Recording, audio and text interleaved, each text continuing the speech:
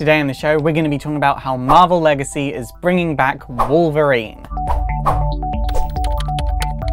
So Marvel just announced that Wolverine is coming back in Marvel Legacy #1, and I feel like everyone's reaction was kind of standard. Here's a live replay of mine. Oh my god, I didn't know. Oh my god, there's no way.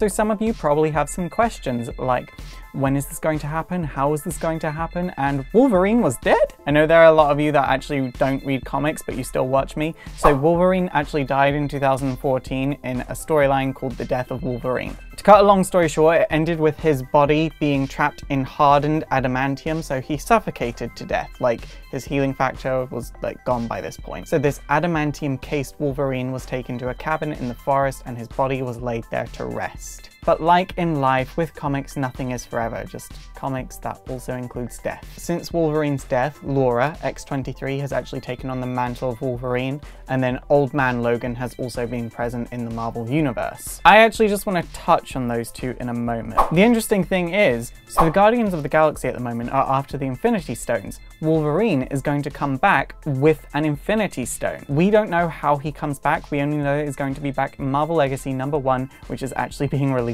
tomorrow. I'm excited and worried for Wolverine's return. I'm going to talk about why I'm worried because I feel like the reason I'm excited is a bit more valid. Personally, I really like Laura as Wolverine. She's taken on this larger-than-life mantle and she's done wonders with it. I know lots of people have problems with it, lots of people love it as well. It's just one of those things. I mean, I think she's done a very good job considering the current state of the Marvel Universe. I really feel like Marvel doesn't know what they want to do with mutants at the moment because they can't use them in their movies, so they don't want them to be at the forefront of the Marvel Universe. But if Laura were to stop being Wolverine, I would hate to see her go back to being, oh, she's Wolverine's clone daughter thing, because she has always been so much more than that, but it took this series for more people to realize, oh no, wait, she is an awesome character. But then I was out of comics for a good 9 months there. Like, I didn't touch one for 9 months. And I have to say, when I came back to reading comics, I was a little bit like, oh, Wolverine's still dead. That's a surprise. So I kind of find it funny how,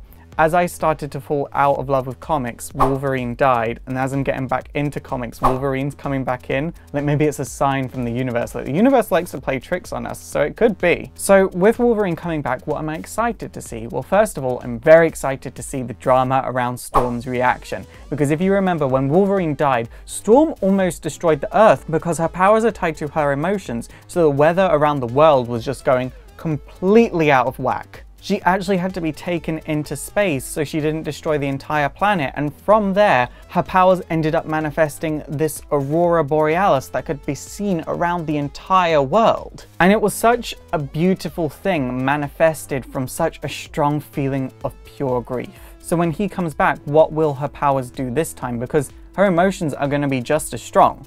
Let's face it, they are. This being said, there is a chance that she's dead at the moment, and I'm still slightly out of the loop, and so I'm just not aware of that. So if she is dead, I'm sorry about that. I got you excited for nothing. I'm also curious to see if we'll get another Wolverine in the X-Men book. That was my favorite title just before The Death of Wolverine. In fact, I kind of resented The Death of Wolverine for bringing about an end to Wolverine and the X-Men, even though Spider-Man and the X-Men was cute and hilarious. The thing about Wolverine's death, the Marvel Universe, and what's happened since Wolverine died is very interesting to me, because before Wolverine's death, Marvel was quite free. It was willing to do whatever it wanted, and it was willing to just be Marvel. It wasn't as free as it's been in the past, but it was still Marvel and people still loved it and they were still publishing amazing comics. Since Wolverine's death, it's become very rigid and it's got a set of rules and a set of structures that I feel it has to live by, and it almost feels like Marvel is in this state of decay, whereas the Marvel Cinematic Universe is